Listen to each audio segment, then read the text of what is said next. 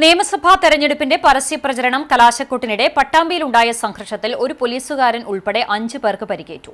LDF, UDF പ്രവർത്തകരാണ് ഏറ്റുമുട്ടിയത്. ഇരു മുന്നണികളുടെയും പരാതിയെ തുടർന്ന് പോലീസ് കേസെടുത്തു.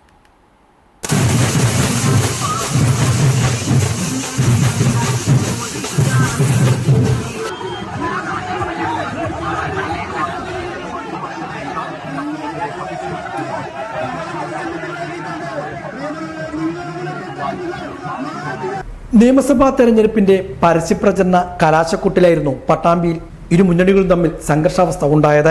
UDFന്റെയും LDFന്റെയും പ്രചരണ റാലികൾ കടന്നുപോകുന്നതിനിടെയായിരുന്നു പ്രവർത്തകർ തമ്മിൽ ഉണ്ടും തള്ളും തുടർന്ന് കല്ലേറും നടന്നത്. പോലീസ് ലാത്തി വീശുകയും ചെയ്തു. 3 LDF പ്രവർത്തകർക്കും ഒരു UDF പ്രവർത്തകനും ഒരു പോലീസുകാരനും അക്രമ സംഭവങ്ങളിൽ പരിക്ക് പറ്റി. ഇവരെ വിവിധ ആശുപത്രികളിൽ പ്രവേശിപ്പിച്ചു. UDFന്റെ റാലി കൽപ്പക സ്ട്രീറ്റിൽ നിന്നും ബസ് സ്റ്റാൻഡിലേക്കും LDFന്റെ റാലി ബസ് സ്റ്റാൻഡ് പരിസരത്ത് നിന്ന് കൽപ്പക സ്ട്രീറ്റിലേക്കുമായിരുന്നു നിശ്ചയിച്ചിരുന്നത്. പോലീസ് സ്റ്റേഷന് സമീപത്തെത്തിയപ്പോഴായിരുന്നു ഇരു മുന്നണികളുടെയും റാലികൾ മേലെ പട്ടാമ്പിയിലെത്തിയപ്പോഴായിരുന്നു സംഘർഷാവസ്ഥ ഉണ്ടായത്. തുടർന്ന് നേതാക്കളും പോലീസും ഇടപെട്ട് പ്രവർത്തകരെ പിന്തിരിപ്പിക്കുകയായിരുന്നു. പരിക്കേറ്റ പ്രവർത്തകരെ ഇരു മുന്നണി നേതാക്കന്മാരും സ്ഥാനാർത്ഥികളും സന്ദർശിക്കുകയും ചെയ്തു.